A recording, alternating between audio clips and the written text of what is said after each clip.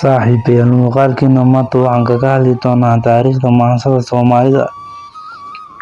Maansada Soomaalidu waxa ay la kowsatay nolosha dadka xilligii ay maroodiyadu u adeegsan jirtay ciidanka dagaalka ay Soomaaliduna ka mid ahayd dadyowgii maroodiga ku dagaalami jiray, taasoo caddaynaysa suugaantii qaangaarka ahayd ee ay ka mid tahay tixdani.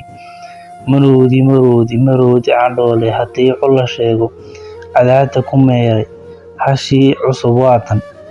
Xilliyadaas oo hadda laga joogo kumanaan sannadood, waayadii dambe ee ay hana qaaday magaalada goboleedyadii iyo xeebaha ku teedsanayd, sahamiyyaashii Carabta iyo Shiinaha waxa ay ka qoreen waxyaabo badan oo ka mid ah ciyaaraha dhaqanka Soomaalida hiiladii 1200 sano kahor ilaa 1330 sano kahor.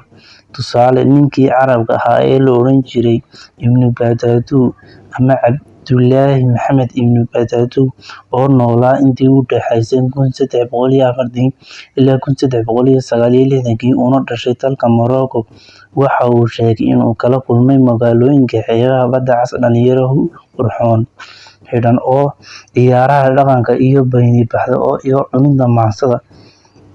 Intaas wixii ka dambeeyay, waxaa taariikhda maansada Soomaalidu leedahay oo la xusaa bilowgii qarnigii 20-aad, taas oo weliba u badan dagaalkii labaad ee dunida, markii ay Soomaalidu ka qayb gashay ee ay bilaabantay maasadii gobonimo iyo waddaniyadda ahayd ee ku saabsanayd xorriyadda, kuna beegan hiiladii 1930 ilaa 1960 iyo wixii ka dambeeyay, taas oo ay xilliga maansada Soomaalidu isbeddel weyn ugu dhacay, ee ay dhalan guurtay maansadii qadiimiga ahayd ee awoow soo taxnayd ee reer guuraaga degdeg ahna waxa ay bilaabantay suugaantii reer magaalka ee casriga ahayd sida balwadda iyo filimada. Haddii aad muuqaalkan la soo gaadhay, muuqaalka like saar kana mid noqo asxaabta ku xidhan imika. Halkan waxaan kusoo gudbin doonaa waxyaabaha dhaqanka iyo wixii hore oo dhammaan. Haddii aad xiisaynayso muuqaalka like saar.